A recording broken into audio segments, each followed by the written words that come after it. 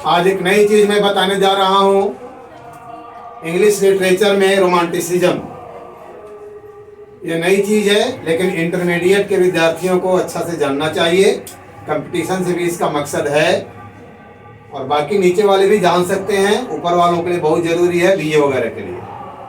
Romanticism की शुरुआत 1798 मानी जाती है, 1798, क्योंकि उसी समय एक बुक प्रकाशित हुई थी, लिरिकल बैलेट, और दो लोगों ने मिल करके, विलियम वर्ड्सवर्थ और ST Coleridge, Samuel Taylor Coleridge, इन दो लोगों ने मिल करके वो किताब लिखी और इसका नाम रखा लिरिकल बैलेट।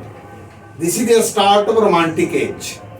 इसलिए रोमांटिक एज की शुरुआत 1798, 1798 माना जाता है।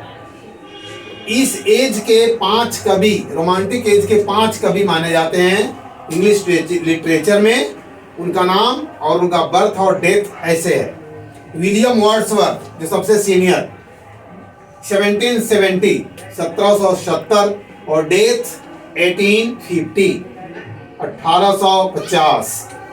एसटी कॉलरिज दूसरे नंबर के, 1772, 1772, उनसे 2 वर्ष छोटे, 1834 डेथ, यानी 16 वर्ष पहले मर गए। 2 वर्ष बाद में जन्म लिए, 16 वर्ष पहले मर गए। तीसरे number Lord Byron, birth 1788, 1788, death 1824, यानी ये भी मर गए उनसे 10 वर्ष पहले, बाद में जन्मे और पहले मर गए। चौथे पीबी शैली, पर्सी बीसे शैली, पीबी शैली 1792 इनका date of birth, year of birth है, और ईयर ऑफ डेथ है 1822। इनमें भी खासियत आप देखेंगे, ये भी इनके बाद के जन्म वाले हैं, मरने में इनसे पहले। इसमें सबसे छोटे कवि जॉन केट्स, जॉन केट्स, इनका जन्म 1795, 1795 में हुआ, और ये मर गए 1821, यानी 1821।